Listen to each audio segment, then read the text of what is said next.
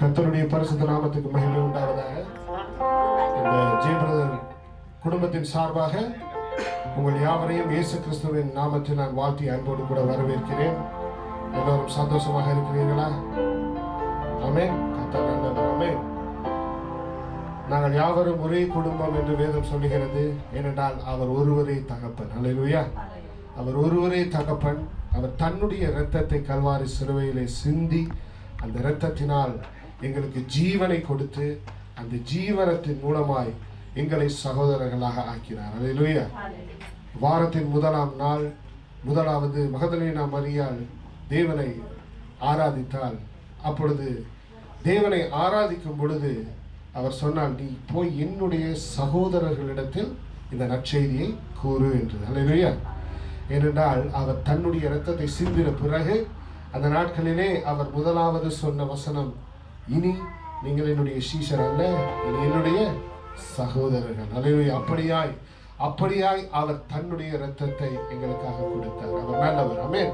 இந்த குடும்பத்திலே இணைந்திருக்கும் உங்கள் யாவரையும் மறுபடியும் இயேசு கிறிஸ்துவின் நாமத்தில் நான் வாழ்த்தி அன்போடு கூட வரவேற்கிறேன். அவர் கர்த்தராய் இருப்பதினால் அவர் எல்லோரையும் ஆசீர்வதிக்கிறவர், எல்லோரையும் அரவணைத்துக் கொள்கிறவர், எல்லோரையும் தன் பக்கமாய் இழுத்துக் கொள்கிறவராய் இருக்கிறார். ஆமென்.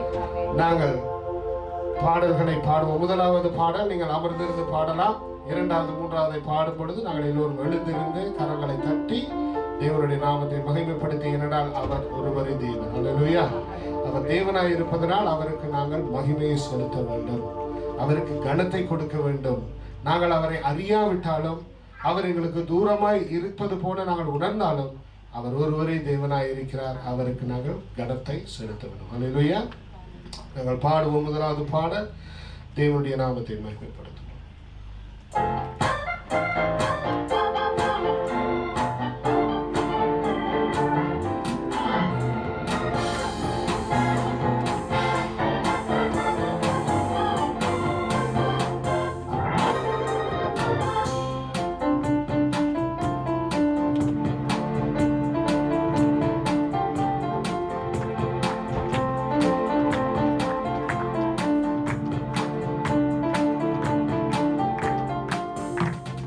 இயேசுவின் குடும்பம் ஒன்று உண்டு, அன்பு நிறைந்திடும் இடம் உண்டு.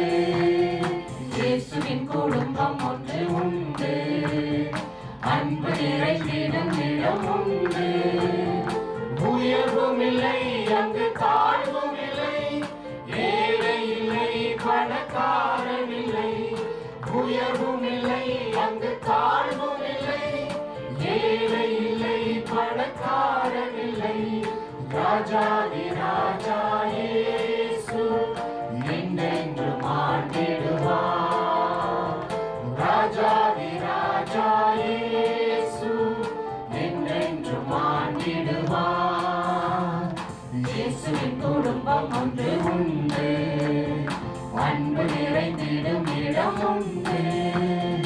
இயேசுவின் குடும்பம் ஒன்று உண்டு, அன்பு நிறைந்திடும் இடம் உண்டு. பாவமில்லை, அங்கு சாபமில்லை, வியாதி இல்லை, கடும் பசியும் இல்லை.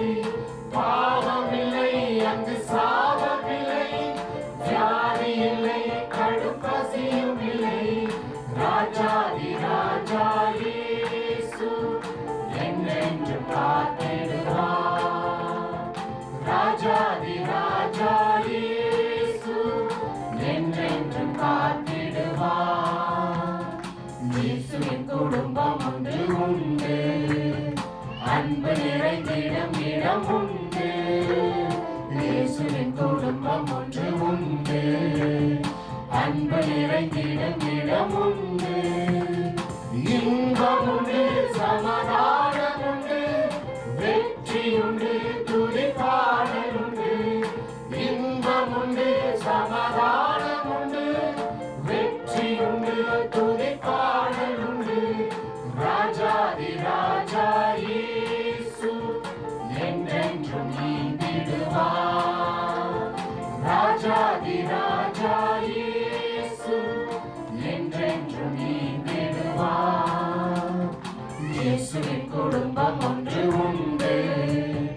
அன்பு நிறைந்திடும் இடம் உண்டு. இயேசுவின் குடும்பம் ஒன்று உண்டு. அன்பு நிறைந்திடும் இடம் உண்டு. ஹல்லேலூயா. நாங்கள் யாவரும் இயேசுவின் குடும்பத்தார்கள். ஹல்லேலூயா. இந்த உலகம் முழுவதும் இயேசுவை ஆராதிக்கிற பிள்ளைகள் யாவரும் ஒரே குடும்பம் என்று வேதம் சொல்லுகிறது. ஆண்டவரை நாங்கள் நோக்கி பார்த்து துதிப்போம், எல்லோரும் எழுந்திருப்போம். எங்களை நேசித்து ஆண்டவரை இவ்வளவா எங்கள் மீது நீர் அன்பு கூர்ந்து, ஆண்டவரே தகப்பனே, எங்களுடைய பாவங்களை நீர் சுமந்து தீர்த்தீரே. எங்களுக்காக ஆண்டவரே நான் பட வேண்டிய அவமானத்தையும், நான் பட வேண்டிய துக்கத்தையும், துயரத்தையும், தண்டனையையும், ஆண்டவரே அந்த மரண தண்டனையும் ஆண்டவரே நீர் எனக்காய் ஏற்றுக்கொண்டீர். நான் பாவியாய் இருக்கையில் தகப்பன் நீர் என் மீது அன்பு கூர்ந்து ஆண்டவரே எனக்காய் நீர் உம்முடைய ஜீவனை விட்டீரப்பா. அதற்காக நன்றிகளை செலுத்துகிறோம். எனக்காய் பாடுகளை சுமந்தீர். அந்த கல்வாரி சிலுவை ஆண்டவரே அந்த கொள்கலா விலையிலே சுமந்து சென்றீர் என்று நாங்கள் வாசிக்கிறோம். எவ்வளவு அவமானம், எவ்வளவு ஆண்டவரே துயரம், எவ்வளவு துக்கம் ஆண்டவரே, எல்லாவற்றையும் எனக்காய் நீர் சகித்துக் கொண்டீர். ஆனால் ஒன்று செய்தீர், நீர் என்னை காட்டிக் கொடுக்கவில்லை. நான் பாவி என்று நீர் என்னை காட்டிக் கொடுக்கவில்லை. மாறாக இந்த பாவிக்காக என்னுடைய பாவங்களை நீர் சுமந்தீர் ஆண்டவரே. என்னை நீர் அவமானப்படுத்தவில்லை. நீ துரோகி என்று சொல்லவில்லை, நீ கையான் என்று சொல்லவில்லை, நீ நயவஞ்சகன், நீ கொலைக்காரன், நீ பொய்யன், நீ திருடன், நீ நல்லவன் அல்ல என்று சொல்லவில்லை. மாறாக நீர் எல்லாவற்றையும் ஆண்டவரை காணிகள் ஆணிகள் கலாவப்படத்தக்கதாக உண்மையே நீர் பலியாய் கொடுத்தீர். அப்படியாய் நீர் என்னை சம்பாதித்தீர். என் இருதயம் துள்ளுகிறது ராஜா. என் இருதயம் ஆண்டவரை பூரிப்படைகிறது.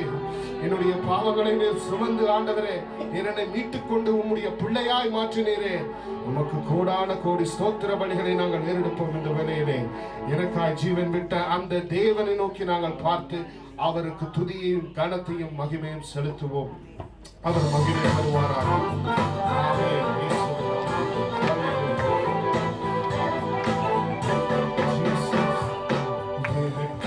ஜீவன் விட்டவரே, என்னோடு இருக்க எழுந்தவரே, எனக்காய் ஜீவன் விட்டவரே, என்னோடு இருக்க எழுந்தவரே, என்னை என்றும் வழி நடத்துவாரே, என்னை சந்திக்க வந்துடுவாரே, என்னை என்றும் வழி நடத்துவாரே, என்னை சந்திக்க வந்திடுவாரே.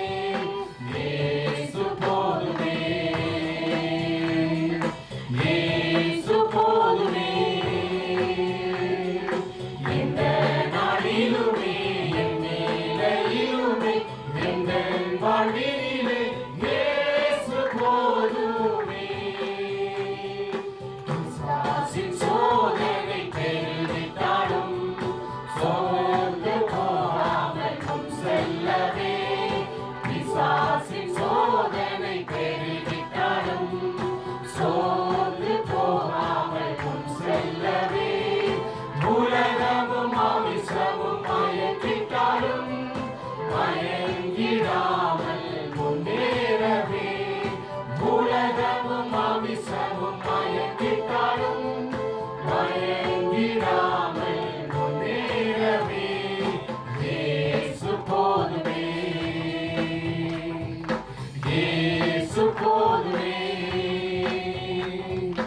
எந்த நாளிலுமே என் நிலையிலுமே எங்கள் வாழ்வினிலே இயேசு போதுமே. உள்ள இடங்களில் மேய்த்திடுவார், அமர்ந்த தண்ணீரண்டை நடத்திடுவார். உள்ள இடங்களில் மேய்த்திடுவார், அமர்ந்த தண்ணீரண்டை நடத்திடுவார். ஆத்துமாவை தினம் தேற்றிடுவார், மரண பள்ளத்தாக்கில் காத்திடுவார். ஆத்துமாவை தினம் தேற்றிடுவார், மரண பள்ளத்தாக்கில் காத்திடுவார்.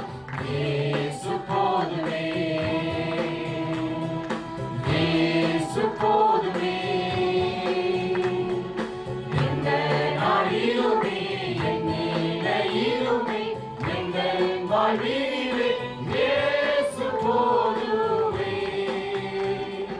மனிதர் என்னை கைவிட்டாலும், மாமிசம் அழுவீராயிட்டாலும்,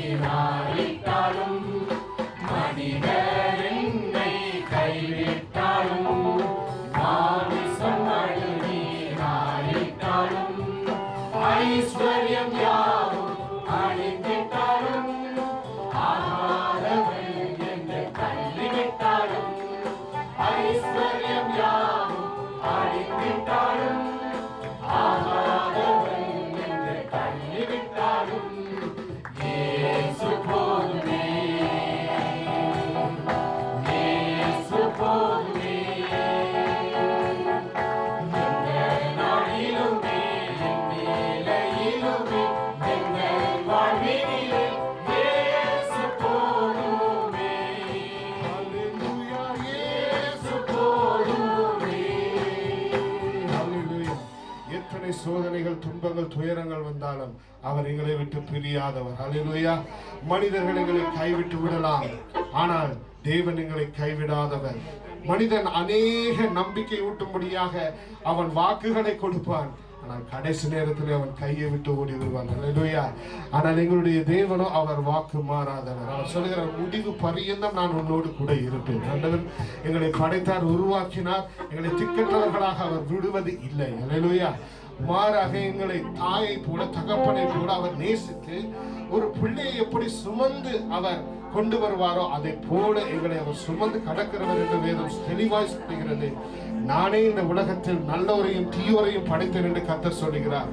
தீயோரை கடைசி நாட்களுக்காக தேவன் வைத்திருக்கிறார் என்று வேதம் சொல்லுகிறது. ஏனென்றால் வேறு விருத்து காட்டும்படியாய் நல்லோருக்கும் தீயோருக்கும் வித்தியாசத்தை நான் காண்பிப்பேன், ஊழியம் செய்கிறவனுக்கும் ஊழியம் செய்யாதவனுக்கும் வித்தியாசத்தை காண்பிப்பேன் என்றது போல அவர் கடைசி நாட்களிலே அப்படியாய் அவர் நியாய தீர்ப்பை கூறுகிற கர்த்தராய் இருக்கிறார். ஹalleluya. ஏனென்றால் அவர் பரிசுத்தர். ஆமென். நாங்கள் எதை செய்தாலும் தேவனுக்கு என்று செய்ய வேண்டும், இயேசு கிறிஸ்துவுக்கு என்று செய்ய வேண்டும் என்று சொல்லப்படுகிறது. ஏனென்றால் அவர் எங்களை ஆசீர்வதிப்பதையே பிரியமாய் கொண்டுள்ளவர். ஆமென். அவருடைய பிள்ளைகளை அவர் ஆசீர்வதிப்பதுதான் பிரியம். அவர் தான் தன்னுடைய பொக்கிஷங்களில் இருந்து அவர் சொல்லுகிறார், இந்த பூமி பந்து என்னுடையது, இந்த பூமி பந்தில் இருக்கக்கூடிய சகல காரியங்களும் என்னுடையது. அது மட்டுமல்ல, இந்த பூமியிலே நான் மனிதனை உருவாக்கி அந்த மனிதர்கள் என்னை துதிக்கும்படியாக நான் பெயர் சொல்லி அழைத்திருக்கிறேன். இந்த ஜனங்களும் என்னுடையவர்கள் என்று வேதத்திலே, சங்கீதத்திலே நாங்கள் வாசிக்கிறோம். அவருடைய சத்தத்தை கேட்டு நடக்கும் பொழுது அவர் எல்லாவற்றையும் எங்களுக்கு கொடுக்க வல்லவராய் இருக்கிறார். அப்பேற்பட்ட கர்த்தர் சொல்லுகிறார், பொன்னும் வெள்ளியும் என்னுடையது. ஆமென். அந்த புதையல்களை நான் விரும்புகிறவர்களுக்கு நான் கொடுக்கிறேன், அப்படியாய் கொடுத்து நான் ஆசீர்வதிக்கிறவராய் இருக்கிறேன். ஏனென்றால் நானே உன்னை உருவாக்கின கர்த்தர். ஆமென். எங்களுடைய வருஷ வாக்குத்தத்தத்தை நாங்கள் நினைவு கூறுவோம் என்றால், இதோ உன் மீது ஒளி வந்தது, எழும்பி நீ பிரகாசி. ஏன் தெரியுமா? அதற்கு பின்பதாக ஒரு வசனம் சொல்லுகிறது, காரிருள் இந்த பூமியை மூடும். ஆமென்.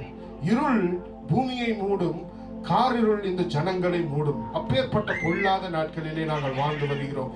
இருளில் ஜனங்கள் மூழ்குகிற காலம், தேவனை விட்டு அறியாமல் பின்வாங்கி போகிற காலம், தேவனை தேடாத நாட்கள். ஏனென்றால் இந்த நாட்களிலே computer gadgets, Facebooks, Instagrams, YouTubes, so and so people are so busy with that, they don't want God.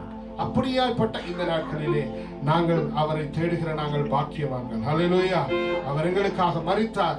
அவர் கடைசி நாட்களிலே மனிதனை வேறு வேறு தெடுத்து எங்களுக்கு உரிய பலனை அவர் கொண்டு வருகிறேன் என்று வேதத்தில் சொல்லுகிறார். இந்த நாட்களிலே நாங்கள் அந்த பாடலை பாடி தேவனுடைய நாமத்தை மகிமைப்படுத்துவோம். இக்கால சத்தம் வானில் துணிக்கும் பொழுது நம்முடைய ராஜா வந்து அவர் எங்களை மீட்டுக் கொண்டு போவார். ஹல்லேலூயா. அவர் வருகிறதை இந்த கண்கள் யாவும் காணும் என்று வேதம் சொல்லுகிறது.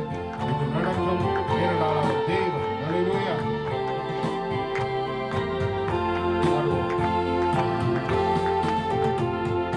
கால சத்தம் வானில் தோணித்திடவே எம் இயேசு மகாராஜனே வந்திடுவார்.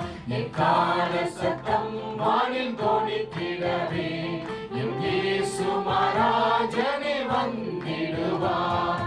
அந்த நாள் மிக சமீபமே, சுத்தர்கள் யாவரும் சேர்ந்திடவே அந்த சமீபமே சுத்தர்கள் யாவரும் சேர்ந்திடவே தேவைய காலம் வானில் முழங்க தேவாதி தேவனை சந்திப்போமே தேவைய காலம் வானில் முழங்க தேவாதி தேவனை சந்திப்போமே எக்கால சத்தம் வானில் தோணித்திடவே இயேசு மகாராஜனே வந்திடுவார் எக்கால சத்தம் வானில் தோணித்திடவே இயேசு மகாராஜனே வந்திடுவார் வானமும் பூமியும் மாறிடும் வல்லவர் வாக்குதான் மாறிடாதே வானமும் பூமியும் மாறிடும் வல்லவர் வாக்குதான் மாறிடாதே தேவதூதர் பாடல் தொனிக்க தேவன் அவரை தரிசிப்போமே தேவதூதர் பாடல் தொனிக்க தேவன் அவரை தரிசிப்போமே எக்கால சத்தம் வானில் தோணித்திடவே இயேசு மகாராஜனே வந்திடுவார் எக்கால சத்தம் வானில் தோணித்திடவே இயேசு மகாராஜனே வந்திடுவார் தண்ணீரை நேரத்தில் மாறிடுவோ விண்ணிலே யாவரும் சேர்ந்திடுவோ கண்ணீரை நேரத்தில் மாறிடுவோ விண்ணிலே யாவரும் சேர்ந்திடுவோ கண்ணீர் கவலை அங்கே இல்லை கர்த்தர் தாமே வெளிச்சமாவார் கண்ணீர் கவலை அங்கே இல்லை கர்த்தர் தாமே வெளிச்சமாவார் எக்கால சத்தம் வானில் தோணித்திடவே இயேசு மகாராஜனே வந்திடுவார் எக்கால சத்தம் வானில் தோணித்திடவே இயேசு மகாராஜனே வந்திடுவார். நன்றி தகப்பனே. என் ராஜாதி ராஜாவாக சிங்காசனத்தில் வீற்றிருப்பவரே, இந்த ஆராதனை ஆண்டவரே முழுவதுமாக என்னுடைய சமத்தை நாங்கள் ஒப்புக் கொடுக்கிறோம். என் தேவன் நீர் மகிமைப்படும்படியாக உங்களுடைய பாதத்திலே எங்கள் யாவரையும் தாழ்த்தி சிரம் தாழ்த்தி என் தேவாதி தேவனுடைய நாமத்தை உயர்த்தி இயேசு கிறிஸ்துவின் வல்லமையுள்ள நாமத்தில் இந்த ஜெபத்தினை ஏறெடுக்கிறோம் எங்கள் அருமை பிதாவே. ஆமென்.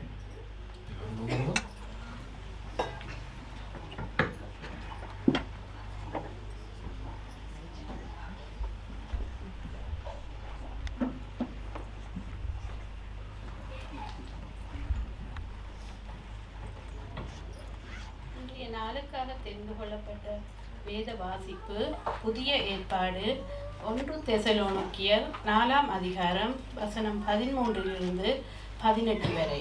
1 தெசலோனிக்கேயர் அதிகாரம் 4 வசனங்கள் 13 18 வரை.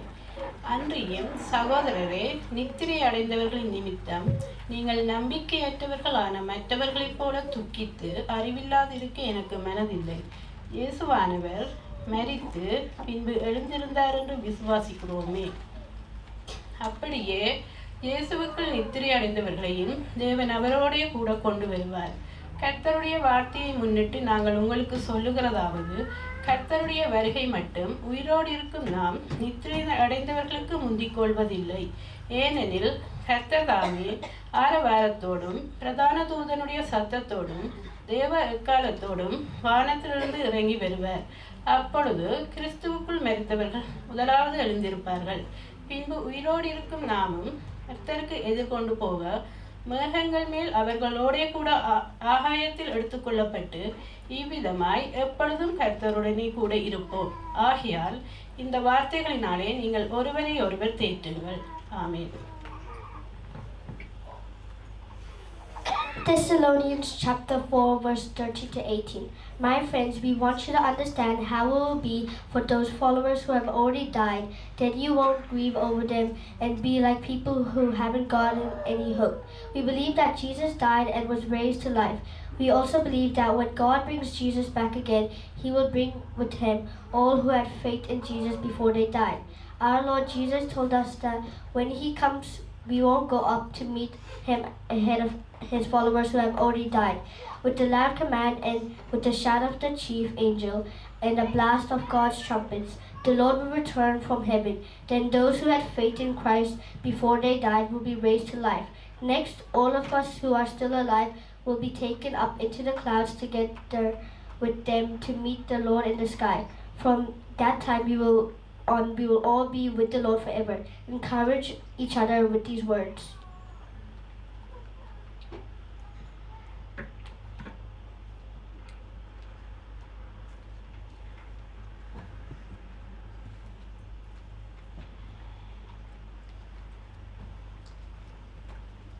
ஆண்டவரும் இரட்சகருமாகிய இயேசு கிறிஸ்து நாமத்தினாலே உங்களை யாவரையும் அன்போடு நான் வாழ்த்துகிறேன்.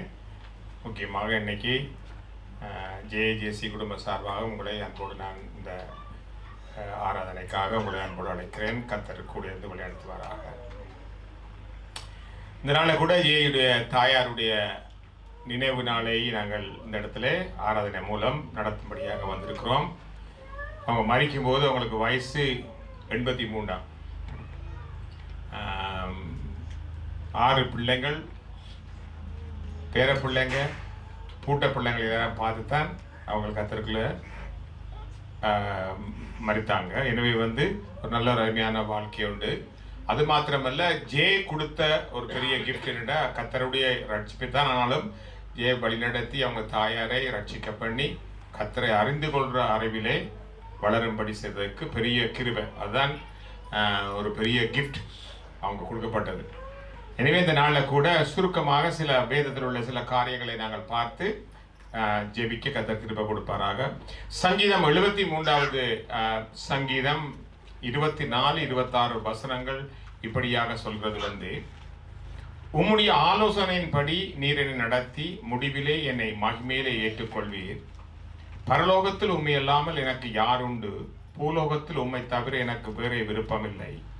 என் மாமிசமும் என் இருதயமும் மாண்டு போகிறது. தேவன் என்றென்றைக்கும் என் இதயத்தின் கண்மலையும் என் பங்குமாயிருக்கிறார். அப்ப அவருடைய ஆலோசனையின்படி நடத்தப்படுகிறவர்கள் எப்படிப்பட்டவர்கள் சொல்லி இந்த 2 வசனத்திலே அழகாக போடப்பட்டதை நாங்கள் பார்க்கிறோம்.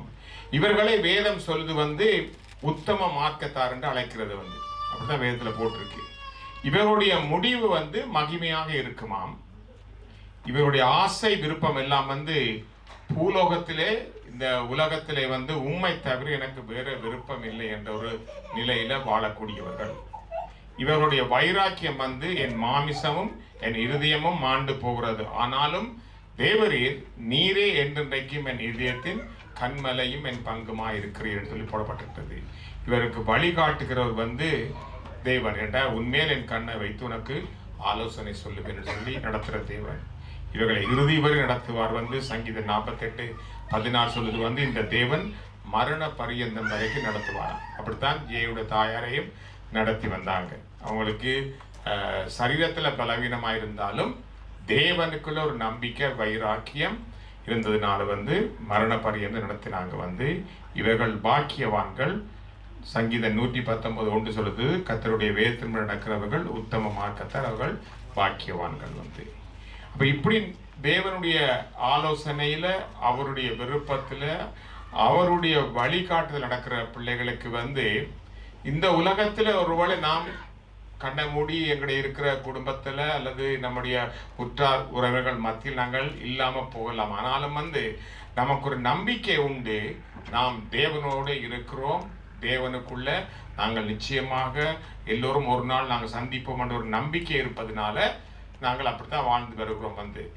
அதனால தான் இன்றைக்கு இந்த வாசித்த வேத பகுதியில் 1 தெசலோனிக்கர் 4:13 சொல்லுது அன்றியும் சகோதரரே, நித்திரை அடைந்தவர்களின் நிமித்தம் நீங்கள் நம்பிக்கை அற்றவர்களாக மற்றவர்களைப் போல துக்கித்து அறிவில்லாதிருக்க எனக்கு மனதில்லை. பவுல் இங்கே தெசலோனிக்க சபைக்கு எழுதும்போது எழுதுறார் ஒருவேளை மரித்தவர்கள் நிமித்தம் ஒரு நம்பிக்கை இல்லாத ஆக்கள் போல கவலையோட துக்கத்தோட இருப்பது அவருக்கு விருப்பம் இல்லை என்று எழுதுறாரு. அந்த அறிவில்லாம் எனக்கு மனதில்லை. ஏனென்றா அடுத்த வசனத்துல போட்டிருக்க காரணம் என்னவென்னு சொன்னால், இயேசுவானவர் மரித்த பின்பு எழுந்திருக்கிறார் என்று விசுவாசிக்கிறோமே. இப்பதான் போன வாரத்துல நாங்கள் ஈஸ்டர் கொண்டாடினோம் இயேசுடைய உயிர்த்தெழுதலை குறித்து. அப்ப இயேசு கிறிஸ்து அவர் மரித்து பின்பு எழுந்திருந்தார் என்று நாங்கள் எல்லோரும் விசுவாசிக்கிறோம், கிறிஸ்துவை ஏற்றுக்கொண்டவர்கள். அப்படி விசுவாசிக்கிற நமக்கு அப்படி அடுத்த வசனம் அப்படியே இயேசுவுக்குள் நித்திரை அடைந்தவர்களையும் தேவன் அவரோட கூட கொண்டு வருவார். ஒரு பெரிய நம்பிக்கை நமக்கு உண்டு. இயேசு வருவார் என்று நமக்கு நம்பிக்கை உண்டு. என்ன முதல்ல வருவார் என்றார், வந்தார் இப்ப திருப்பி 2ஆம் வருகைக்குள்ள வருவார் என்று எதிர்பார்த்து கொண்டிருக்கோம். அப்ப வரும்போது கொண்டு வருவார். அந்த கர்த்தருடைய வார்த்தையை முன்னிட்டு நான் உங்களுக்கு சொல்றது என்னவென்றால், அவர் வருகை மட்டும் உயிரோடு இருக்கிற நாம் நித்திரை அடைந்தவர்களுக்கு முந்திக் கொள்வதில்லை. ஏனெனில் கர்த்தர் தாமே ஆரவாரத்தோடும் பிரதான தூதனோடும் சத்தத்தோடும் தேவ எக்காலத்தோடும் வானத்தில் இறங்கி வருவார். அப்பொழுது கிறிஸ்துவுக்குள் மரித்தவர்கள் முதலாவது எழுந்திருப்ப ஒரு நாள் வருகிறது இயேசு வரும்போது கிறிஸ்துவுக்குள்ள மரித்தவர்கள் எழுந்திருப்பார்கள் என்று வேதம் சொல்லுது. அப்படித்தான் போட்டிருக்கு. பின்பு உயிரோடு இருக்க நாமும் கர்த்தருக்கு எதிர்கொண்டு போக மேகங்கள் மேல் அவரோட கூட ஆகாயத்தில் எடுத்துக்கொள்ளப்பட்டு இவ்விதமாய் எப்பொழுதும் கர்த்தரோட கூட இருப்போம். இங்கே படுற பாடுகள் எல்லாம் தற்காலிகம்தான். வேதனை இருக்கலாம், வலி இருக்கலாம், சரீரத்தில் பலவீனங்கள், நோய்கள், வியாதிகள், ஏழை, இப்படி எல்லாம் பெரிய காரியம் இருக்கு. இதெல்லாம் தற்காலிகம். ஆனால் நாம் ஒரு நாள் இயேசுவோட சேருவோம், இருப்போம் என்ற நம்பிக்கை நமக்கு இருக்கிறது. அந்த நம்பிக்கையில் நாங்கள் வாழ்ந்து கொண்டிருக்கிறோம். அப்படித்தான் ஜேயுடைய தாயாரம் இருந்தாங்க. கர்த்தரை அறிந்திருந்ததுனால அவங்களுக்கு ஒரு நம்பிக்கை இருக்கு, ஒரு நாளைக்கு நிச்சயமாக எல்லோரும் பார்ப்போம்னு சொல்லி அந்த நம்பிக்கையில் அவங்க வாழ்ந்து வந்தாங்க. அதுதான் முக்கியமான ஒரு காரியம். ஆகையால் இந்த வார்த்தைகளினாலே நீங்கள் ஒருவரை ஒருவர் தேற்றுங்கள். வேண்டைத்தான் காரணம் என்ன? அழுது புலம்புறது நல்லது, தப்புன்னு சொல்ல இல்லை. ஆனால் அதிலேயே மூழ்கி விடாதபடி நமக்கு ஒரு நம்பிக்கை இருக்கிறது, எங்களுக்கு ஒரு பெரிய ஒரு விசுவாசம் உண்டு. அதன் அடிப்படையில் நாம் இந்த வார்த்தையின் அடிப்படையில் நாங்கள் வாழ தேவனங்களை அழைத்திருக்கிற. எனவே நிச்சயமாக ஒரு நாள் அவங்களை பார்ப்போம் எங்களுக்கு நமக்கு நம்பிக்கை உண்டு. அப்போ எனவே அந்த நாட்கள் வரும் வரைக்கும் நாம் தேவனோடு இருக்க தேவன் கிருபை கொடுப்பாராங்க. இந்த நாளில் உங்களை அன்போடு வாழ்த்துகிறேன்.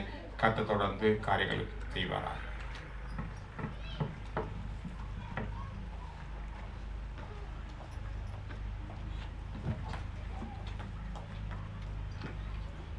ஹல்லேலூயா. ஆண்டவராகிய இயேசு கிறிஸ்துவின் இனிய நாமத்திலே எங்கள் குடும்பத்தின் அழைப்பை ஏற்று வந்து போவதனை நான் வாழ்த்தி வரவேற்கிறேன். கர்த்தர் தாமே ஒருவரை ஆசீர்வதிப்பாராக. முதலாவது எல்லா மகிமையும் என்னை ஆட்கொண்டவரும் என் மீட்பரும் எனக்கு விடுதலை கொடுத்தவருமாகிய இயேசுவுக்கு நான் சமர்ப்பிக்கிறேன். அவர்தான் என்னை விடுவித்தார். இந்த வேளையிலே நான் என் உதட்டிலிருந்து நான் பேசாதபடி என் இருதயத்திலிருந்து நான் பேச வாஞ்சிக்கிறேன். ஆவியானவர் பேசுவார் என்று நான் விசுவாசிக்கிறேன். ஹல்லேலூயா. அழகாக வசனம் சொல்றது யாரெல்லாம் இயேசுவை ஏற்றுக்கொண்டார்களோ அவர்களுக்குள்ளே அந்த நொடி பொழுதே இயேசுவானவர் இருதயத்துக்குள்ளே வாசம் பண்ணுகிறார். அவர்தான் எங்களை அனுதினமும் எங்களை நடத்துகிறார். நான் என்ன செய்ய வேண்டும், எதை பேச வேண்டும், என்னுடைய இன்னர் கேரக்டரை மாற்றுறவரும் அவர் ஒருவர்தான். ஏனென்றால் அனுதினமும் அவர் எங்களோடு வாசம் பண்ணி எங்களோடு உலாவி வருகிறபடியால் நான் பழைய மனுஷன் அல்ல, புதிய மனுஷனாய் நான் பிறக்கும்படியாக தேவன் பெரிய கிருபை பாராட்டுகிறார். ஸோ நான் முதலாவது நான் டெஸ்ட் மணியை நான் சொல்லுகிறேன் தேவனுக்குள்ளே நான் எப்படி வந்தேன் என்றால் பல பேருக்கு அறிந்திருக்கலாம், சில பேருக்கு தெரியாமல் இருக்கலாம். இந்த வேளையிலே இந்த ஏன் நான் இந்த தேங்க்ஸ் கிவிங் அதாவது இதை வைக்க வேண்டும் என்ற ஒரு கேள்வி எனக்குள்ளே இருந்தது. என்னென்று சொன்னால் வசனம் சொல்வது ஒரு மனுஷன் பிறப்பதும் அடுத்தது அவன் நியாய தீர்ப்பு அடைவதும் தேவனால் நியமிக்கப்பட்டிருக்கிறது. அப்போ ஒரு நாள் நான் ஆண்டவருக்கு முன்பாக நான் நியாய தீர்ப்பில் நான் நிற்க வேண்டும். ஆனால் வசனம் சொல்கிறது ஆண்டவரை ஏற்றுக்கொண்ட பிள்ளைகளுக்கு நியாய தீர்ப்பு கிடையாது. அவர் சகல பாவங்களையும் மன்னித்து நித்தியத்துக்குள்ளே நம்மை கூட்டிக்கொண்டு சேர்க்கிறார். அப்போ அந்த நிச்சயம் இருக்கிறபடியால் அப்போ இந்த நான் தேங்க்ஸுமே ஏன் செய்ய வேண்டும் ஒரு கேள்வி, எதற்காக நான் இதை செய்ய வேண்டும் சொன்னால், என் பரிசுத்த வேதாகமம் எனக்கு ஒரு காரியத்தை கற்றுக் கொடுத்தது அவர் அளவில்லாத நன்மைகள் என் வாழ்க்கையில் செய்திருக்கிறார். அவர் செய்த நன்மைகள் ஒன்றல்ல ரெண்டல்ல என்னுடைய வாழ்க்கையா இருக்கட்டும், என் தாயாருடைய வாழ்க்கையா இருக்கட்டும், பல அற்புதங்களை செய்திருக்கிறார். அதனால் தான் நான் இன்றைக்கு நான் தேங்க்ஸ் கிவிங் பிரேயர் என்று வச்சது காரணம் வந்து மகிமையை அவருக்கு நான் செலுத்தியாக வேண்டும். இன்று வரையும் என்னை அவர் நடத்தி கொண்டு வருகிறார், ஒரு குறையும் விட்டதில்லை. அப்ப பாத்தீங்கன்னு சொன்னால் நான் 2005ஆம் ஆண்டு இந்த தேசத்துக்கு நான் கடந்து வந்தேன். வரதுக்கு முன்பதாக நான் லண்டன்ல இருந்து தேசத்துக்கு நான் எங்கள் ஸ்ரீலங்கா தேசத்துக்கு நான் போன போது என் குடும்பத்திலே 2 சகோதரர்கள், 2 ஆண்கள், 2 அக்கா, 2 அண்ணன்மார், நான் தான் கடைக்குட்டி. ஆனால் வந்து பார்த்தீங்கன்னு சொன்னால் எங்களோட மூத்த அண்ணா எங்களோட குடும்பத்தில் கிட்டத்தட்ட 25-30 வருஷம் முன்னால் ரட்சிக்கப்பட்டு விட்டார். அவர் வந்து என்னை இயேசுவை பற்றி 2003-2004 வந்து இயேசுவை பற்றி சொல்லும்போது நான் சொன்னேன், நீ போடா, நீ பைத்தியக்காரன்னு சொன்னேன். வெள்ளக்கார கடவுளை என்னிடத்தில் கொண்டு வருகிறாயா? அப்ப நான் வந்து பார்த்தீங்கன்னு சொன்னால் ஹிந்து மார்க்கத்தில், அதாவது எங்கள் குடும்பம் வந்து பூசாரி குடும்பம். கோயிலுக்குள்ளே 6 வயதிலிருந்து நான் கோயிலுக்குள்ளே தொண்டு செய்து கொண்டு வந்தவன், பக்தி வைராக்கியத்தை வளர்க்கப்பட்டவன். ஆனால் வசனம் சொல்லுது, ஆண்டவர் வசனம் சொல்லுது வந்து பக்தி வைராக்கியம் உள்ள ஒவ்வொருவரையும் தேவன் தேடி வருகிறாராம். ஏன்னு சொன்னால் அவர்களுடைய உண்மையான பக்தி ஒரு காலம் வீணாய் போகக்கூடாது. அதை தேவன் வெளிப்படுத்துகிறார். அந்த பக்திக்கு உரியவர் நானே. அப்ப ஆண்டவரும் வந்து நான் சகோதரம் வந்து சொல்லும் பொழுது எல்லாரும் போலவும் நான் அவருடைய ஏசி அவருடைய என் சகோதரத்தை நான் அவமானப்படுத்தினேன். எனக்கு பைத்தியம், எனக்கு வேற வேலை இல்லை என்று சொல்லி நான் கடந்து வந்து விட்டேன் நியூசிலாந்து தேசத்துக்கு. ஆனாலும் நான் ஆண்டவர்களை வந்த அப்புறம் ஒரு காரியத்தை நான் உணர்ந்து கொண்டேன் வந்து, எனக்காய் அவர்கள் முழங்கால் படியிலே ஜெபித்திருப்பார்கள். ஆனால் ஜெபித்த ஜெபம் தேவன் பல நாளுக்கு பிறகு பலன் கொடுக்கிற தேவன் என்று நான் அறிந்திருக்கிறேன். ஆண்டவர் வந்து 2007ஆம் ஆண்டு என்னை தேடி வந்தார். ஒரு பிரதான மேய்ப்பன் இயேசு எனக்கு இருக்கிறார். இந்த ஏலின் திருச்சபையின் மேய்ப்பனை என்னிடத்தில் கர்த்தர் அனுப்பினார். தனியாக இதே மேங்கிரி கேம்பில் கண்ணீரோடு வேதனையோடு நான் எல்லாராலும் கைவிடப்பட்ட கதை. என்னுடைய வாழ்க்கை ஒவ்வொருத்தருக்கும் ஒரு சிலுவையின் பாடுகள் உண்டு. ஆனால் நான் போன பாடுகள் ரொம்ப வித்தியாசமானது. நான் நம்பி இருந்த நம்பிக்கை எல்லாம் முடிந்தது. நான் சுருக்கமாக சொல்ல இருந்தேன், எல்லா நம்பிக்கையும் போய் தற்கொலை செய்கிற ஒரு நிலைமையில நான் இந்த கேம்பில் இருந்தேன். ஆனால் என் ஆண்டவர் என்னை தேடி வந்தார். அப்ப நாவுக்குரிய தகப்பன் பாஸ்டர் மூலம் வந்து ஒரு வேதத்தை எனக்கு கொடுத்தார்கள். நான் என்னை கொண்டு ஜெயிலில் போடும்போது, மனுக்காவ் ஜெயிலில் போடும்போது அந்த இரவு தானே இயேசு என்னை சந்தித்தார். ஆமென். ஒவ்வொருவரையும் இயேசு சந்திக்கிறதுக்கு ஒரு நேரம் உண்டு, நிச்சயம் சந்திப்பார். அவர்கள் என்றால் அந்த சந்திக்கிற நேரத்தை நீங்கள் விட்டு விடாத நான் தாழ்வுட கேட்டுக்கொள்ள விரும்புகிறேன். ஏனென்று சொன்னால் அவரே உயிர்த்தெழுந்த தேவனாக இருக்கிறார். அப்ப ஆண்டவர் என்னை சந்திக்கும் பொழுது எனக்குள்ளே ஒரு எல்லாரையும் போல எனக்கு ஒரு கேள்வி. நான் யாருக்கும் கெடுதல் செய்ததில்லை, ஒருவனை ஏமாத்தினதில்லை, ₹1 ஏமாத்தி சம்பாதித்ததில்லை. நான் நேர்மையை விரும்புகிறவன் என்றால் நான் அப்படியாகத்தான் நான் ஆண்டவருக்கு அறிவதற்கு முன்பாக நான் வாழ்ந்து வந்தேன். ஆனால் தேவன் என்னை தொட்ட பொழுது நான் எவ்வளவு பாவி என்பதை கர்த்தர் எனக்கு உணர்த்தினார். நான் பிறந்ததிலிருந்து என் வாழ்நாள் அந்தரங்க பாவங்கள் எல்லாத்தையும் கர்த்தர் முன்பாக கொண்டு நிறுத்தினார். அப்போது நான் பயந்து ஆண்டவற்ற சமூகத்தில் நான் கதறினேன், ஆண்டவரே என் பாவங்களை மன்னிப்பீராக. ஆண்டவரிடம் நான் சரணடைந்த போது ஆண்டவர் சொன்னார், இனி நீ பாவம் செய்யாதிருப்பாகிய சகல பாவங்களையும் நான் சிந்தின என் ரத்தத்தினாலே மன்னித்து விட்டேன். என்று முதல் நான் உன்னை பரிசுத்தவானாய் நடத்துவேன் என்று சொல்லி இன்று வரையும் கர்த்தர் நடத்தி கொண்டு வருகிறார். அதற்கு என் குடும்பமும் நானும் சாட்சியாக இருக்கிறேன். அப்ப ஆண்டவர் நடத்தி கொண்டு வந்தார். அப்ப எனக்குள்ள 1000 கேள்விகள் இருந்தது.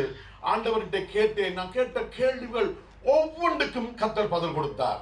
நான் பல கேள்விகள், எப்படி உருவானது, ஏன் உருவானது, இத்தனை 1000 மதங்கள் எப்படி உருவானது. ஆண்டவர் அழகா சொன்னார், மதங்கள் மனிதனால் உருவாக்கப்பட்டது, வழி தேவன் உண்டாகினது. ஆண்டவர் சொன்னார், நானே வழியும் சத்தியமும் ஜீவனுமா இருக்கிறேன். நீ என்னிடத்தில் வந்து நீ அங்கே இங்கே அங்கலாய்த்து ஓடாதபடி நான் கொடுத்த இந்த பரிசுத்த வேதாமத்தை மேய்ந்துகொள். நீ கேட்கிற கேள்வி எல்லாத்துக்கும் நான் பதில் கொடுப்பேன் என்று ஆண்டவர் சொன்னார். எனக்கு இப்போது ஒரு கேள்வியும் இல்லை. எந்த கேள்வி கேட்டாலும் பதில் கொடுக்க தேவன் இந்த வார்த்தையினாலே இருதயத்தை நிரப்பி வைத்திருக்கிறார். அப்ப நான் அந்த ஆண்டவனை விடுவிக்கப்பட்டேன், ரட்சிக்கப்பட்டேன். அவ்வளவு ஒரு இனம் புரியாத ஒரு சந்தோஷம். என் வாழ்நாளில் அந்த சந்தோஷத்தை நான் அனுபவித்ததில்லை. ஒரு மனிதன் உண்மையாக விடுவிக்கப்படும் போது இந்த ரட்சணியத்தின் சந்தோஷத்தை ஆண்டவர் இருதயத்திலே கொடுக்கிறார். அனுபவித்தேன். கதறி அழுது நான் ஒப்புக் கொடுத்த அந்த 2000ஆம் இரவு நான் மறக்க முடியாத நாட்கள். பரிசுத்த ஆவியானவர் என் மேல் அளவில்லாமல் இறங்கினார். கதறி அழுதேன். ஆண்டவரே, இனிமேல் நீதான் எனக்கு முக்கியம், நான் உலகத்தை நான் திரும்பி பார்க்க மாட்டேன், சிலுவை என் முன்னே உலகம் என் பின்னே என்று தேவனுக்கு முன்பாக ஓட இன்று வரை தேவன் கிருபை கொடுத்திருக்கிறார். இது என்னுடைய சாட்சி. அப்ப ஆண்டவர்கிட்ட வந்து நான் அந்த சத்தியத்தை அறிந்ததன் நிமித்தம் பல பேர் பல எங்கெல்லாம் போனேனோ என் இயேசுவை நான் சொல்லி வந்தேன். என்னால் ஒருபோதும் நீங்கள் நரகத்துக்கு போய்விடாதீர்கள், என்றால் அந்த வானத்தை பூமியை உண்டாக்கின தேவன் அவரால் தான் நமக்கு மீட்பு உண்டு. இயேசுவை புறந்தள்ளி போட்டு ஒருவனும் பரலோகத்துக்கு போக முடியாதுன்னு சொல்லி நான் வாசிக்கிற இந்த பரிசுத்த வேதாகம் தெளிவாக சொல்லியிருக்கிறது. அப்ப எனக்கு ஒரு அங்கலாய் பாடு, நீ விடுவிக்கப்பட்டாய், நீ உனக்கு நான் அந்த ரட்சகத்தின் சந்தோஷத்தை கொடுத்தேன், இந்த சந்தோஷத்தை நீ காண்கிறவள் ஒவ்வொருவருக்கு நீ ஒப்பு கொடுக்க வேண்டும், சொல்ல வேண்டும். இதுதான் எனக்கு கொடுக்கப்பட்ட ஊழியம். ஹல்லேலூயா. அப்ப நான் விதைத்துக்கிட்டே போனேன் வந்து என்றால் விதைக்கிறது தான் என் வேலை, ரட்சிக்கிறது கர்த்தருடைய வேலை. அப்ப நான் எங்கு போனவெல்லாம் ஆண்டவர் விதைத்து வந்தேன். அப்படி விதைத்ததிலே என் தாயார் ஒரு ஆள். அப்ப வசனம் நம்பர் வந்து ரோமர் 3:10-12-13 சொல்றது, அந்தபடி இந்த பூமியிலே நீதிமான் ஒருவனும் இல்லை. ஆண்டவர் சொல்லுகிறார், உணர்வுள்ளவன் ஒருவனும் இல்லை, தேவனை தேடுகிறவனும் இல்லை. எல்லாரும் வழி தப்பி ஏகமாய் கெட்டு போனார்கள், நன்மை செய்கிறவன் இல்லை, ஒருவனாலும் இல்லை. மார்க் 8:36 வந்து, மனுஷன் உலகம் முழுவதையும் ஆதாயப்படுத்தி கொண்டாலும் தன் ஜீவனை நஷ்டப்படுத்தினால் அவனுக்கு லாபம் என்ன? நான் இந்த உலகத்தில் நான் எவ்வளவு வேணும் சொத்து வேணாம் சம்பாதிக்கலாம், கோடிக்காக சம்பாதிக்கலாம், ஆனால் அந்த சொத்து ஒரு காலம் எனக்கு ஜீவனாக முடியாது. என் ஆண்டவர் இயேசு ஒருவர் நான் ஜீவனாக இருக்கிறார். இதை என் தேவன் வெளிப்படுத்தினார் வந்து.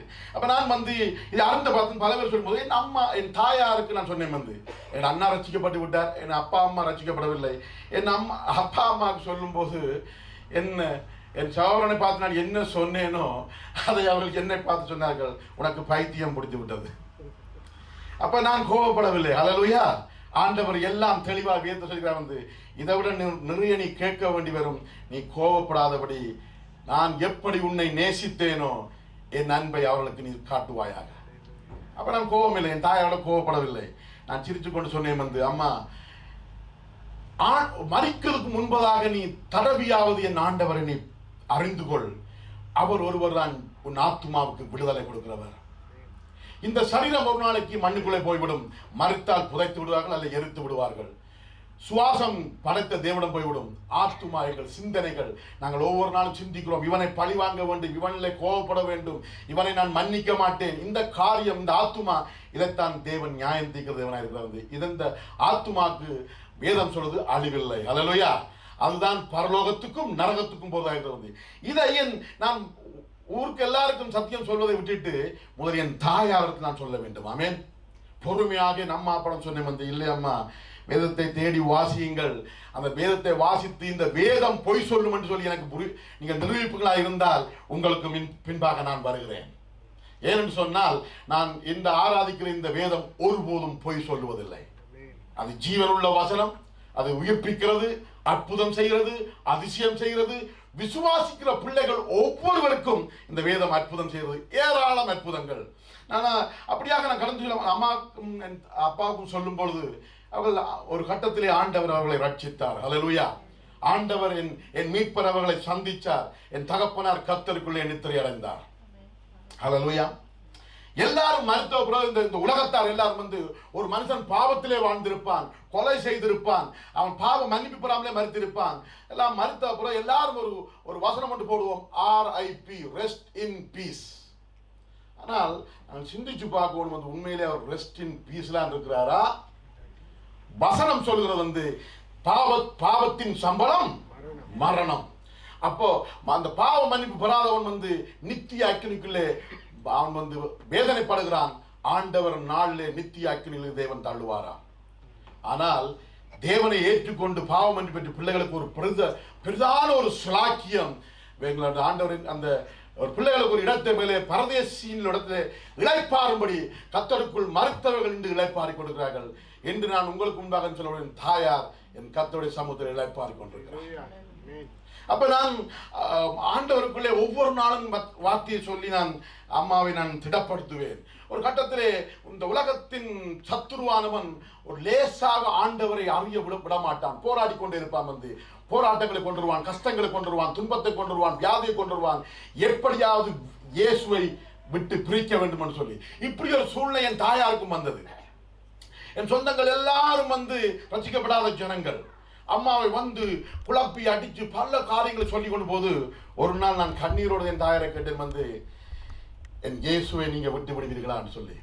அம்மா அந்த தாயார் அமர்ந்து முழங்கால் படியிலே நான் உனக்காக ஜெபித்துக் கொண்டிருக்கிறேன் சொல்லி என் தாயார் சொன்னார். இன்று நான் உங்களுக்கு முன்பாக சாட்சியாக அல்ல ஒரு ஊழியக்காரனாக நான் நின்று நிற்பதற்கு என் தாய் ஒரு பிரதான காரணம். என் தாயாருக்கு கண்ணு தெரியாது. அம்மா கண்ணு தெரிய பைபிள் வாசிக்க முடியாது. பைபிள் வாசிக்க பரவாயில்லை, நீங்கள் விசுவாசிங்கள், கர்த்தரை கூப்பிட்டு கொண்டே இருங்கள். விசுவாசத்தை துவக்கிறவர் முடிக்கிறோம் ஐயா ஆண்டவர் உங்கள் இருதயத்திலே வாசம் பண்ணி கொண்டே இருப்பார். என் தாயார் நான் எடுக்கிற நேரம் எல்லாம் எனக்கு நான் உனக்காக நான் ப்ரே பண்றேன்டா, உன் மனைவிக்காக நான் ப்ரே பண்றேன், என் பிள்ளைகளை பார்க்க வாஞ்சியாக்கணும்னு சொல்லும் போது நான் சொன்னேன், அம்மா ஜெபம் பண்ணுங்க, கர்த்தருக்கு சித்தமான நான் குடும்பமாய் உங்களை சந்திப்போம் சொல்லி 2023ஆம் ஆண்டு ஜெயலனை கொண்டு போய் அவர்களோடு சேர்ந்து அந்த பிறந்த நாளை கொண்டாடும்படி தேவன் கிருபை கொடுத்தார். என் தாயார் பேர பிள்ளைகளை பார்த்து விட்டார், கூட்ட பிள்ளைகளையும் பார்த்து விட்டார். கர்த்தர் நிறைவாய் ஆசீர்வதித்திருக்கிறார். ஒரு நாள் கேட்கும் போது நான் சொன்ன, அம்மா இந்த வாழ்க்கையில எதை இழந்தாலும் ஒரு காலமும் என் இயேசுவை மட்டும் இழந்து விடாதீர்கள். ஏனென்றால் அவரை இழந்து விட்டால் எல்லாம் போச்சு. அவர் ஒருவரே ஜீவனாக இருந்து எங்களை பரலோகத்திலே கொண்டு சேர்க்கிறது. அவரை ஏற்றுக்கொண்ட மறு நிமிஷமே அவர் நித்திய ஜீவனை நமக்கு கொடுக்கிறார் வேதம் சொல்கிறது. நித்தியமாய் ஒன்று கர்த்தருக்குள் மரித்தவர்கள் இழப்பாக இருப்பார்கள். ஒரு நாள் ஆண்டவர் பார்த்து சொன்ன போது அவர் பிரதான தூதனோடு வரும்போது நாங்கள் அவரை எதிர்கொண்டு செல்லுவோம். இதுதான் நாங்கள் கண்டு விசுவாசிக்கிறோட காணாமல் விசுவாசிக்கிற நாங்கள் பாக்கியவான்களாக இருக்கிறோம். அந்த விசுவாசம் அந்த ஆண்டவர் ஒரு காலம் அவர் இந்த ரிலீஜனை உருவாக்க வரவே இல்லை. இது மார்க்கம். அவர் சொன்னார், நானே வழியும் சத்தியம் ஜீவனும் என்று சொன்னார். அந்த வழியின் நம்பிக்கை, எங்கள் பிரதான நம்பிக்கையை நாங்கள் விசுவாசத்தோடு ஓடிக்கொண்டிருக்கிறோம். அப்ப இன்றைக்கு ஆண்டவரை தேடுகிற பிள்ளைகள் ஆண்டவரை சந்திக்கிற நாள்ல அவரை விட்டுவிடாது பத்தி பிடிப்பமா இருந்தால் எனக்கு நித்திய ஜீவனை கொடுத்தவர், என் தாயாருக்கு கொடுத்தவர் நிச்சயம் உங்களை ஒவ்வொருவருக்கும் கொடுப்பார். அது எந்த மாற்று கருத்தும் இல்லை. அப்ப காலம் கடந்து சென்றது அம்மா பல நேரங்கள்ல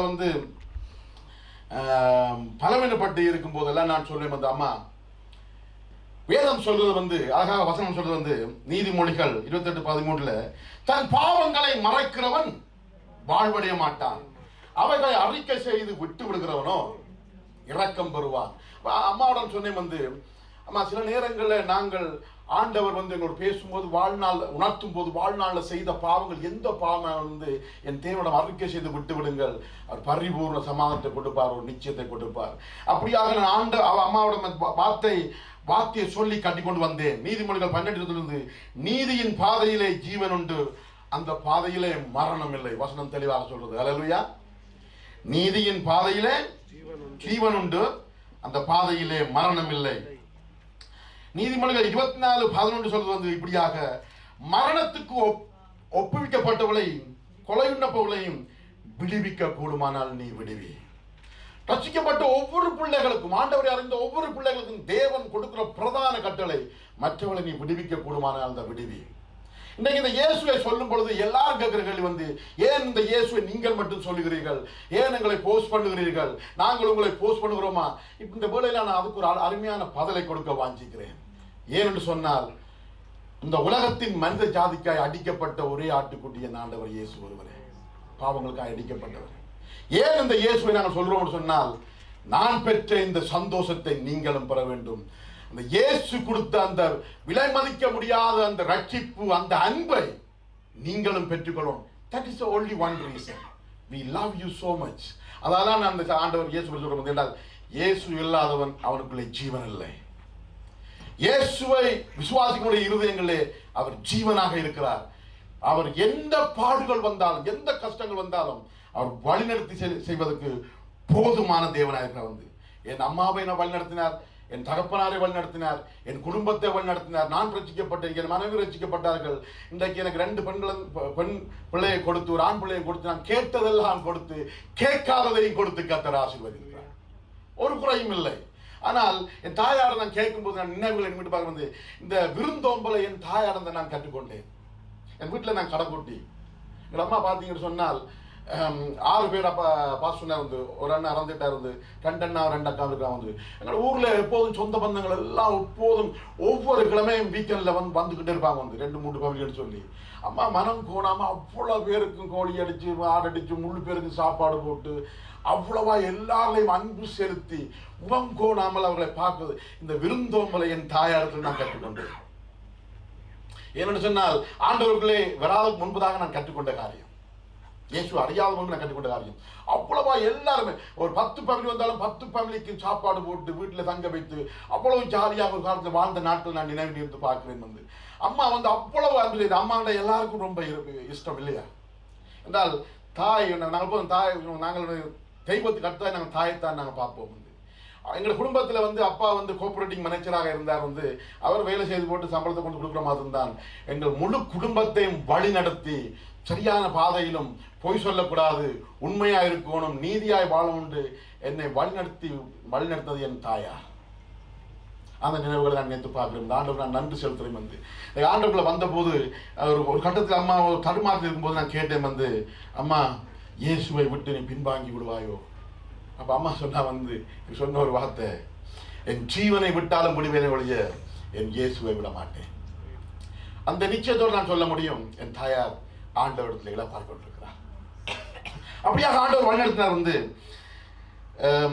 ஆண்டவர் பார்த்தீங்கன்னு சொன்னால் செய்த நன்மைகள் 1-2 ஏராளம். வந்து சில சாட்சிகளை நான் சொல்லி நான் முடிக்க வாஞ்சிக்கிறேன். வந்து ஆண்டவரிடம் வரும்போது சாதாரணமாக வருவதற்கு சத்துரு விட மாட்டான்.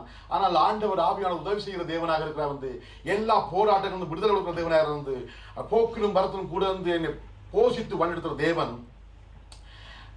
2025ஆம் ஆண்டு நவம்பர் மாதம் அம்மா சுயநமாக இருக்கும் பொழுது என் அண்ணா வந்து ஏவிச்சி சேர்ச்சில் வந்து மூப்பராக இருக்கிறார். வந்து அம்மா அண்ணா தான் வந்து எங்கள் அம்மாவை சேர்ச்சி குடிஞ்சு போகிறது. ஸோ அவங்களுக்கு கண் பார்வை மங்கி விட்டது, வாசிக்க முடியாது. இப்பொழுது நான் அம்மா சொன்னேன், வந்து அந்த பைபிள் ஆடியோ பைபிள் எப்போதும் அம்மா கேட்கும்படியாக அவங்களுக்கு வைங்க, வந்து வார்த்தை இருதயத்துக்குள்ளே உள்ளே போகட்டும். ஏன்னு சொன்னால் வசனம் சொல்கிறது வந்து நாங்கள் கேட்குற வசனமாக இருக்கட்டும், வாசிக்கிறது இது ஜீவன் உள்ள வசனம். அது நாங்கள் கேட்கும் போதும் விசுவாசிக்கும் போதும் அது எங்களை உள்ளே போய் எங்களை உருவாக்குறதா இருக்கிறது. ஆண்டவர்கிட்ட நான் அப்படி அம்மா வளர்ந்துட்டு வந்தேன். வந்து அப்போ இந்த மரணத்தின் நாட்கள் நெருங்கின போது எனக்குரிய போராட்டம் வந்து நான் போய் அதுக்கு பிறகு இப்போ அம்மாவை பார்த்து விட்டேன். நான் ஃபைனான்ஷியல் நிறைய பிரச்சனைகள் இருந்தது. வந்து இப்போ நான் வந்து அண்ணாக்கு சொன்ன வந்து நான் இப்போ தான் கிட்டலாம் நான் போயிட்டு வந்தேன். அம்மா இறப்பதுக்கு முன்பதாக ஒரு வண்டியில் தான் போயிட்டு வந்தேன். அம்மா ஆண்டவர்கள் நிறுத்தி கிடந்தால் எல்லா காரியங்களையும் நீங்கள் பார்த்துக்கொள்ளுங்கள், நான் பிறகு வந்து நான் தேங்க்ஸ் இதை வைக்கிறதுக்கு நான் கண்டிப்பாக நான் வருவேன்னு சொல்லி. ஆனால் எல்லா பிள்ளைகள் எல்லாம் வந்து பார்க்கும்போது அம்மா மகிழ்ச்சியாக ஆண்டவருக்குள்ளே நாட்களை எண்ணிக்கொண்டு இருந்தாங்க. வந்து எல்லாரும் பார்த்தாங்க. வந்து என் சகோதரி சொன்னாங்க, வந்து எல்லாரையும் பார்த்துட்டு வந்து அம்மா வாசலை பார்க்குறாடா, உன்னை தான் பார்த்துக்கொள்கிறா அப்படின்னு சொன்னாங்க. அப்போது என்னால் தாங்க முடியவில்லை, நான் போகக்கூடிய சூழ்நிலையிலும் இல்லை. அப்போ நான் சொன்னேன், வந்து ஒரு சகோதரன் மீது ஆண்டவர் பேசினார். வந்து ஆண்டவர் பலவிதமாக பேசுவார், வேதத்தின் மூலம் பேசுவார், ஆண்டவர் இந்த பிள்ளைகள் மூலம் பேசுவார், தேவ தூதர்கள் மூலம் ஆண்டவர் பேசுவார், பலவிதமாக கர்த்தர் பேசுவார். வந்து அப்போ ஆண்டவர் வந்து அந்த சகோதரன் சொன்னார், வந்து நீங்கள் போய் உடனே அவங்களோட தாயாரை பார்க்குறது நல்லது, வந்து சீக்கிரமாக அவங்கள ஆண்டவருக்குள்ளே போவதுக்கு முன்னாடி போய் பாருங்கள்னு சொல்லி. இப்போ நான் கண்டு டிக்கெட்டை போகிற ஒழுங்கு சேர்க்கம். வந்து அங்கே உட்காந்துக்கிறார். வந்து பிறகு பிரதர் எனக்கு டிக்கெட் எல்லாம் போட்டு எல்லாம் ஒழுங்கு சேர். வந்து ஆனால் பார்த்தீங்கன்னு சொன்னால் ஃபைனான்ஷியலி அந்த டைமில் நான் பயங்கர டைட்டாக இருந்தேன். வந்து அம்மாண்ட பேரில் கொஞ்சம் பணம் போட்டிருந்தேன். வந்து அது வந்து உடனே எடுக்க முடியாது தெரியும். வந்து அந்த டெத் சர்டிஃபிகேட்லாம் கொடுத்தா தான் அந்த பணம் எடுக்க முடியும். இன்னொரு பண்டை நான் நம்பியிருந்தேன். வந்து அதுவும் வந்து எடுக்க முடியாத சூழ்நிலை. வந்து ஆனால் போய் அந்த சகல செலவையும் நான் தான் பார்க்க வேண்டிய சூழ்நிலை இருந்தால் வந்து என்ன செய்வதுன்னு தெரியாமல் டிக்கெட்டை போட்டுட்டு வீட்டை வந்தபோது என் சகோதரி வந்து நான் போட்டுதான் வந்து அம்மா வந்து ஆண்டவரிடத்தில் போய் சேர்ந்து விட்டார்னு சொல்லி தாங்க முடியாத வேதனை அழுது புலம்பினேன். ஆண்டவர்கிட்ட ஒன்று கேட்டேன், வந்து முழங்கால் படிக்கிட்டு ஆண்டவர்கிட்ட ஒரு ஜெபத்தை எடுத்தேன். ஆண்டவரே, என்னை ரட்சித்தவர் நீர், இதுவரைக்கும் என்னை நடத்தினவர் நீர். உங்களோட வசனம் சொல்லுது வந்து, நான் உன்னை ஒரு குறையும் இல்லாமல் உன்னை நடத்துவேன், நான் உன்னை கையேந்த விட மாட்டேன், உன்னை ஏந்துவேன், தப்பி விப்பேன், பலவிதமான வார்த்தைகளை தேவன் எழுதி வைக்கிறார். வந்து ஒரு ஆட்சி தேற்றுற வார்த்தைகளை அழுது ஆண்டவர் சொன்ன, ஆண்டவரே எனக்கு நீங்க என்ன செய்வீங்களோ எனக்கு தெரியாது, எனக்கு போறதுக்கு பணம் தேவை, நீங்க சகலத்தையும் கொடுத்தேன்னு அனுப்பி வைங்க. என் மனைவி சாட்சி. அழுது நான் ஜெபம் வந்து ஆண்டோட ஜெபம் பண்ணி போட்டு நான் பயனோடுகளை சேரும்போது ஆண்டவர் ஒரு ஆண்டவற்ற பிள்ளைய மூலம் தட்டி எழுப்பி, அந்த ஆண்டவற்ற பிள்ளை எனக்கு கால் பண்ணி, உங்களுக்கு காசு தேவைன்னு தெரியும், ஆண்டவர் கொடுக்க சொல்லுகிறார், உங்களோட அக்கௌண்ட் நம்பர் தாங்க, நான் காசு போடுறது. ஒரு வார்த்தை கேட்கிறேன். நான் கேட்டதுக்கு அதிகமாக தேவன் கொடுத்து என்னை அனுப்பி வைத்தார். ஏன் நான் சொல்றேன்னு சொன்னால், ஒவ்வொரு தேவைகளையும் சந்திக்கிறவர் ஆண்டவர் இயேசு. ஒரு குறைவும் இன்றி, ஒரு பிசுறு தட்டாமல் ஆண்டவர் கொடுத்த ஒரு வார்த்தை, ஒன்றுக்கும் கவலைப்படாத மகனே, நீ என் ஊழியக்காரன், என் ஊழியத்தை செய்கிறவன், நான் உன்னை கைவிடுவேனோ, உனக்கு முன்பாக நான் சென்று சகல பாதைகளையும், கோணலான பாதைகள் எல்லாத்தையும் நேராக்கி சகலத்தை நான் செய்து முடிப்பேன். கர்த்தர் வார்த்தை கொடுத்து என்னை அனுப்பினார். சொல்லுங்க, கிறிஸ்தவ வாழ்க்கை அடிப்படையை விசுவாசத்தில் நான் ஆரம்பிக்கிறது. நான் விசுவாசித்தேன். அண்ணன் சொன்ன வந்து நான் வந்து வந்து தாயாரை தான் நான் பார்க்க முடியல, பரவாயில்லை, ஆண்டவருக்குள்ள போயிட்டா நிச்சயம் நான் வந்து என்றால் அங்கே அந்த திருமணம் அம்மா வந்து இந்த இறந்ததில் வந்து பல சிக்கல்கள் இருந்தது. உங்களுக்கு தெரியும், வந்து அங்கே அதை நான் நடத்த முடியாத பல போராட்டங்கள், பல எதிர்ப்புகள் வந்தபோது நான் அண்ணன் சொன்ன மாதிரி நான் வந்து கொண்டு வந்து ஒன்றுக்கும் கவலைப்படாதீர்கள், சகலத்தை அண்ணன் சொன்ன வந்து நீ வந்தால் தான் இந்த காரியம் நடக்கும், வந்து என்னால் தனியாக சமாளிக்க முடியாது. வந்து நான் அல்ல, எனக்கு முன்பாக தேவன் அங்கே இருக்கிறார், சகலத்தையும் செய்து முடிப்பார். நடந்தது சொன்ன மாட்டேங்க. வந்து பல எதிர்ப்புகள், நான் போகும் முன்பதாக பல எதிர்ப்புகள் அங்கே இருந்தது. வந்து நான் அந்த தேசத்திலே நான் என்ற ஊரில் காலடி வைக்கும் போது எல்லா சிங்கங்களின் வாய்களை என் கர்த்தர் கட்டி போட்டார். ஒருவர் ஒரு வார்த்தை எதிர்த்து பேச என் தேவன் படவில்லை. ஏனென்றால் என் விசுவாசம் என் ஆண்டவராகிய இயேசு கிறிஸ்துவில் நான் வைத்திருந்தேன். என் விசுவாசம். ஆனால் ஒரு காரியம் நான் சொல்ல விரும்புகிறேன், தேவனுடைய பிள்ளைகளே, நீங்கள் எவ்வளவாய் விசுவாசிக்கிறீர்களோ அவ்வளவுக்காய் தேவன் வைராக்கியமாய் இறங்கி யுத்தங்களை செய்வார். உன் விசுவாசத்தின் அளவுபடி கர்த்தர் நீ கண் முன்னாலே அதிசயமான காரியம், அந்த அதிசயங்களை காட்டுவேன், அற்புதங்களை செய்வேன், ஒருவன் உனக்கு முன்பாக எழுத்து நிற்பது கர்த்தர் சொன்னார். நான் சொன்னேன், சாட்சியாக நிற்கிறேன். வந்து அந்த ஊர் திரண்டு வந்து அம்மாவுடைய அந்த இறந்த இதிலே வந்து சாட்சிகளை கேட்கும்படி கர்த்தர் செய்தார். என்னால ஒன்றுமில்லை, என் பலம் அல்ல, என் பராக்கிரமம் அல்ல, பராக்கிரத்தின் தேவன் யெகோவா தேவன் செய்து முடித்தார். அவருக்கு பல நாமங்கள் உண்டு, பல வல்லமையான நாமங்கள் உண்டு. அப்ப ஆண்டு சொன்னா வந்து ஒரு காரியம் வந்து அவரை தடவியாவது கண்டுபிடியுங்கள், அவர் சமீபமாகத்தான் இருக்கிறார். வந்து ஆண்டவர் ஒரு இடத்துல சொல்றார், வந்து நான் தேவன் இல்லையோ என்று நீ சோதித்து அறிந்து கொள். உங்களுக்கு நான் அன்பாக சொல்றேன், வந்து உண்மையான கடவுள் இவர் இல்லையோ என்று நீங்கள் சோதித்து பார்ப்பீர்களா இருந்தால் கர்த்தர் இயேசு கிறிஸ்து வெளிப்படுவார். வாழ்க்கையில ஆண்டவர் நான் போய் நான் ஊர்ல போய் இருக்கிற வந்து நான் அவ்வளோ பயந்துட்டு போன வந்து நான் பயப்படாத, நீ திட்டம் கொண்டு ஆண்டவர் வார்த்தை என்ன வார்த்தையின் இருதயத்திலே ஸ்டோர் பண்ணி வச்சிருந்தேன். ஒரு வார்த்தையை கர்த்தர் எடுத்து என்னை தேட்டுகிறார். நீ திட்டமடம் கொண்டு இரு, நான் உன்னோட இருக்கிறேன், ஒருவனும் எதிர்த்து நிற்பதில்லை. சொன்ன மாட்டீங்க. அம்மா வந்து ஃபீல் வந்து அழகா செய்து தேவன் முடித்தார். இன்றைக்கு அண்ணா வந்து வீட்டில் வந்து எல்லாம் செய்து முடித்து 8ஆம் நாள் வந்து ஒரு இதே மாதிரி ஒரு தேங்க்ஸ் அந்த எங்களோட ஊர் ஜனங்கள் கிட்டத்தட்ட ஞாபகமான பேர் கிட்டத்தட்ட 150-200 பேர்கிட்ட வந்து அவர்கள் உட்கார்ந்து வச்சு நான் சத்தியத்தை சொல்ல தேவன் கிருபை கொடுத்தார். மனிதன் எதை விதைக்கிறானோ அதை அறுத்தே ஆக வேண்டும். ஆண்டவர் சொல்லுகிறார், வந்து உன் வாழ்நாளில் நீ எதை செய்கிறாயோ அது ஒரு நாள் அறுவடையாக வந்து செய்யும் எல்லாத்துக்கும் கர்த்தருடைய கரத்திலே பலன் நிச்சயம் உண்டு சொன்னார். நான் வரும்போது என்னுடனே கூட உங்கள் பலன்கள் கூட வருகிறது சொன்னார். அப்ப என் தாயாரை நான் மகிழ்ச்சியாக, எனக்கு அவ்வளவு ஒரு சந்தோஷம். அந்த தாயாரை நான் முழுமையாக பார்க்காவிட்டாலும் எனக்கு ஒரு நிச்சயம் ஆண்டவர் வருகையிலே என் தாயாரை சந்திப்பேன். ஆண்டவர் ராஜ்யத்திலே என் தாயாரை சந்திப்பேன். அது எந்த மாற்று கருத்தும் இல்லை. அம்மா கடைசி நாங்கள் வந்து அவ்வளவு வைராக்கியமாக இருந்தாங்க. வந்து எனக்காக ஜெபிச்சாங்க. நாங்கள் வந்து உங்களுக்கு ஏழு திருச்சபைக்காக ஜெபம் பண்ணுங்க, உங்கள் பேர பிள்ளைகளுக்காக ஜெபம் பண்ணுங்க, எனக்காக ஜெபம் பண்ணுங்க. ஜெபம் உண்டு எல்லாத்தையும் நடத்துகிறதா இருக்குது. ஆனால் ஜெபித்துக்கிட்டே இருந்தாங்க. அவங்கள ஜெபித்த ஜெபம், அதை பார்த்து அந்த காரியங்களை பார்த்து இன்றைக்கு என்னோட சௌரியம் தேவனை ஏற்றுக்கொண்டு விட்டார். தேவன் செய்கிற காரியம் சொன்னார், உன் சந்ததியை நான் விடுவிப்பேன், மரணத்துக்கு ஒப்புக்கூடாதபடி, நரகத்திலே போவிடாதபடி அவளை மீட்டு நித்திய ஜீவன்களை கொண்டு சேர்க்கிறவர் என்னை ஆட்கொண்ட இயேசு கிறிஸ்து ஒருவரே. எங்கள் விசுவாசம் அவர்களே.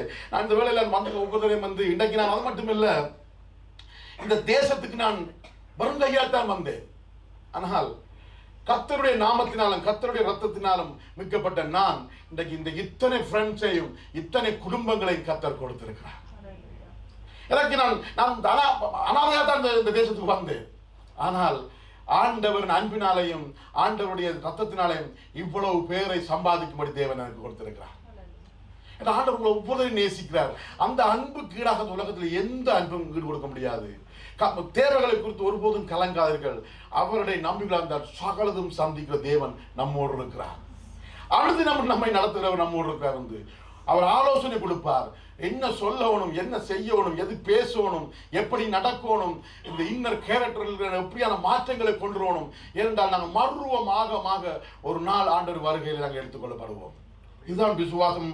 ஆண்டவர் நான் தேவனை மகிமைப்படுத்துகிறேன் என்று சொன்னால், வந்திருந்த ஒவ்வொரு ஃப்ரெண்ட்ஸ் அண்ட் ஃபேமிலிக்காக நான் உள்ளத்தின் ஆழத்துக்கு நான் நன்றி செலுத்துகிறேன். என்று இந்த நினைவுகளை என்றால் வேதத்தில் வந்து ஒரு ட்ரெடிஷனல் எந்த காரியத்தையும் பின்பற்ற தேவன் இயேசு சொன்னதே இல்லை.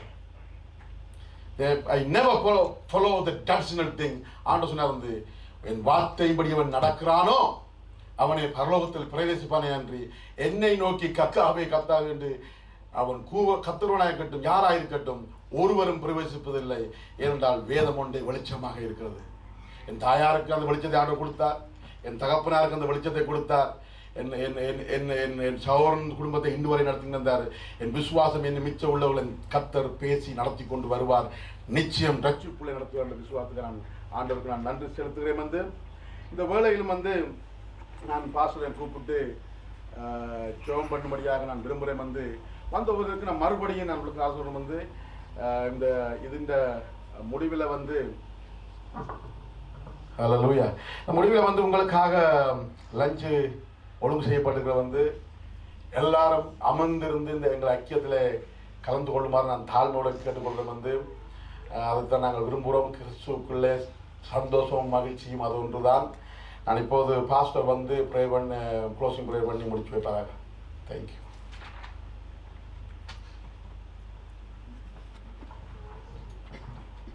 சரி, ஜெபமண்டமாக இந்த நாளில் கூட அருமையான ஒரு சாட்சியை கேட்டோம். தேவனுடைய நன்மைகளை நினைத்து பார்த்து அவருக்கு நன்றி செலுத்தி நாங்கள் விசேஷமாக ஜெய குடும்பத்துக்காக நாங்கள் ஜெபித்து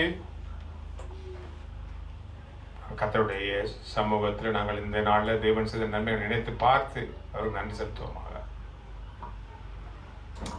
கிருபை நிறைந்த எங்கள் அன்பின் தகப்பனே, இந்த அருமையான மதிய வழியில கூட உம்முடைய சமூகத்தில் உம்முடைய பிள்ளைகளாக நிற்கிறோமாப்பா. நீ செய்த நன்மைகளை நினைத்து நாங்கள் பார்த்து உமக்கு நன்றி செலுத்துகிறோம். ஜெயுடைய தாயாருடைய வாழ்க்கையில தேவன் செய்த நன்மைகள் ஆண்டவரே ஏராளமாய் இருப்பதற்காக நன்றியப்பா. விசேஷமாக உம்மை கண்டு கொண்டதுக்காக நன்றி என்று சொல்லுகிறோம் தகப்பனே. இந்த 83 ஆண்டுகள் இந்த பூமியிலே நீர் ஆண்டவரே உலாவும்படி ஜீவிக்கும்படி தேவரீர் நீர் செய்த எல்லா நன்மைகளை நினைத்து நாங்கள் பார்க்கிறோம். இன்றைக்கு உம்முடைய சமூகத்தில் இருப்பதனால் நாங்கள் ஆண்டவரே நம்பிக்கையோட ஒரு விசுவாசத்தோட இந்த உலகத்தில் வாழ்ந்து கொண்டிருக்கிறோம் அப்பா. இந்த நாளில் கூட அவருடைய பிள்ளைகளுக்காக, பேர பிள்ளைகளுக்காக, ஆண்டவரே பூட்ட பிள்ளைகளுக்காக நாங்கள் நன்றியோடு துதிக்கிறோம். தேவ கிருபையினாலே என் கர்த்தர் செய்த நன்மைகளை நினைத்து நாங்கள் பார்க்கிறோம். விசேஷமாக ஜேசி பிள்ளைகளுக்காக நன்றி. இப்படியாக ஆண்டவரே உம்மை மகிமைப்படுத்தும்படியாக ஒரு நன்றி செலுத்தும் ஆராதனை வைத்து உடைய வார்த்தைகளை பிரசங்கிக்கும்படியாக செய்த கிருபைக்காக நன்றியப்பா. உடைய கிருபை குடும்பங்களோட இருப்பதாக, தேவனுடைய கரம் தொடர்ந்து அந்த தேவ வைராக்கியமாக வாழ கர்த்தர் கிருபை பாராட்டும்படியாக நாங்கள் ஜெபிக்கிறோம். உடைய கரத்திலே தாழ்த்தி ஒப்பு கொடுக்கிறோம். வந்திருக்கிற பிள்ளைகளையும் ஆசீர்வதிங்க. உடைய கிருபை சூழ்ந்து கொள்ளட்டும். எப்படியாவது அந்த தடவியாவது உம்மை கண்டுபிடிக்க கர்த்தர் கிருபை பாராட்டும்படியா நாங்கள் ஜெபிக்கிறோம். அப்பா உடைய வார்த்தை கிரிய செய்யட்டும். என் தேவ கிருபைக்குள்ளே ஒப்பு கொடுக்கிறோம். தொடர்ந்து வழிநடத்துங்க, காத்துக்கொள்ளுங்க. நீரே கூட இருப்பீராக. இயேசு கிறிஸ்துவின் வல்லமுள்ள நாமத்தினாலே ஆசீர்வதித்து ஜெபிக்கிறோம் மகள் அன்பின் தகப்பனே. ஆமென். என் ஆத்துமாவே கர்த்தரை ஸ்தோத்திரி, என் உள்ளமே பரிசுத்த நாமத்தை ஸ்தோத்திரி. என் ஆத்துமாவே கர்த்தரை ஸ்தோத்திரி. கர்த்தரை ஸ்தோத்திரி.